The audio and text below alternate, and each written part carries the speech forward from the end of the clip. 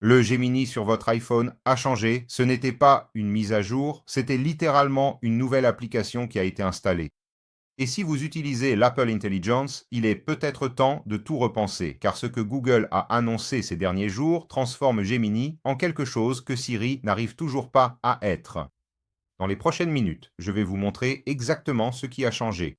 Le nouveau design neuronal avec des effets de verre liquide qui est arrivé d'abord sur iOS. L'agent Gemini Spark qui va travailler pour vous 24 heures sur 24, 7 jours sur 7, le modèle Gemini 3.5 Flash, qui promet d'être le plus rapide et le plus intelligent de tout ce qui a déjà existé. Et à la fin, je vais vous donner un conseil que vous regretterez de ne pas avoir connu. Commençons par ce que vous verrez en premier, à savoir le nouveau design. Dès que j'entre dans Gemini, vous remarquez qu'il y a toute une animation différente. Il ressemble beaucoup à son principal concurrent, ChatGPT. Ici, vous avez les nouveaux modèles, le 3.5 Flash. Ensuite, il y a l'ancien 3.1 Flashlight et le 3.1 Pro qui est destiné aux mathématiques et à la programmation. Il essaie déjà de vous indiquer à quoi sert chaque fonction. Le Flashlight, lui, est conçu pour des réponses plus rapides, le 3,5 Flash. Il aide pour tout, c'est celui que j'utilise le plus. Et le 3.1 Pro, il est destiné aux mathématiques et à la programmation avancée. Et vous pouvez aussi définir le niveau de raisonnement que vous souhaitez utiliser, et il en profite pour vous donner des exemples. Le mode standard est le meilleur pour la plupart des questions, et le mode étendu est destiné à des solutions plus complexes. Avec ce bouton, vous avez le mode qui vous permet de discuter avec lui, c'est le mode vocal, et avec l'autre, il va comprendre ce que vous dictez et le transcrire. J'ai beaucoup utilisé cela, aussi bien sur Gemini, sur le cloud, que sur ChatGPT. Je tape de moins en moins sur mon iPhone. Cela facilite vraiment notre travail. Et après avoir parlé, vous appuyez sur le bouton et il va transcrire ce que vous avez dit et vous répondre. Si vous faites attention, il a une très forte influence du verre liquide. Et lorsque vous appuyez sur plus, vous avez la possibilité de joindre les images que vous avez prises ou, sinon, de prendre une photo avec votre appareil photo.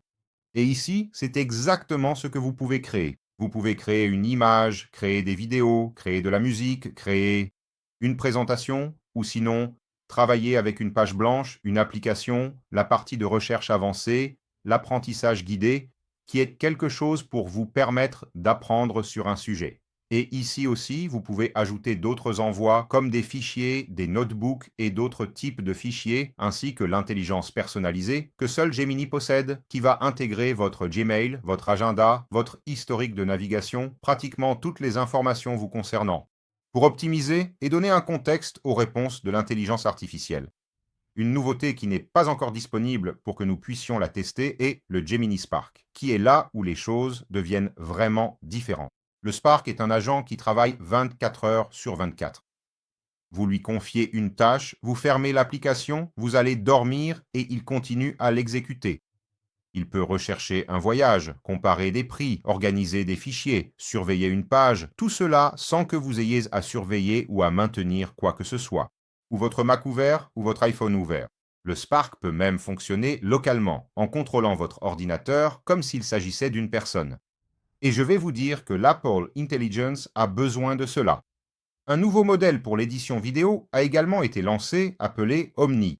C'est vraiment bien, nous allons faire une vidéo spécifiquement à leur sujet, pour que vous puissiez voir la différence et à quel point ce nouveau modèle de création d'images s'est amélioré. Maintenant, le conseil que vous ne pouvez pas manquer, c'est d'être économe dans l'utilisation. Et quand je vous dis d'être économe, ce n'est pas pour que vous utilisiez moins l'intelligence artificielle Gemini, mais pour utiliser le bon modèle, d'accord? Évitez d'utiliser le 3.1 Pro, car maintenant Gemini a une limite d'utilisation beaucoup plus restreinte. Il va contrôler votre limite pendant 5 heures sur une période donnée. Donc, si vous arrêtez d'utiliser et que vous tapez quelque chose, cela sera comptabilisé. D'après ce que je commande, il y a 5 heures, donc j'ai jusqu'à 10 heures pour que la limite soit remise à 0 et recommence. Et moi aussi, j'ai maintenant une limite hebdomadaire. Si j'utilise le modèle Pro pour tout, qui est le modèle qui consomme le plus de tokens, il est probable que je serai limité et que je ne pourrai utiliser que cela, après 3 ou 4 heures, jusqu'à ce que la limite soit remise à 0. Autrement dit, maintenant, il faut être un peu plus prudent dans l'utilisation de l'IA. Nous allons également faire une vidéo spécifiquement à ce sujet sur la façon d'utiliser chaque modèle car c'est une tendance de l'industrie. L'utilisation de l'intelligence artificielle subventionnée est littéralement terminée et nous sommes entrés dans une ère de facturation où les entreprises cherchent à monétiser le plus rapidement possible.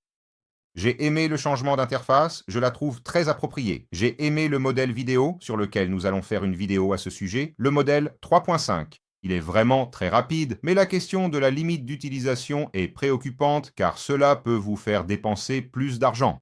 Et si vous avez regardé la vidéo jusqu'ici, je vais vous laisser un mot à écrire ici dans les commentaires pour que je sache que vous faites partie de ceux qui regardent la vidéo jusqu'à la fin. Vous allez écrire intelligence dans le commentaire. Juste en dessous, je vais regarder et je saurai que vous interagissez avec nous et que vous regardez toujours la vidéo jusqu'à la fin. J'espère que vous avez apprécié le contenu et on se retrouve dans la prochaine vidéo.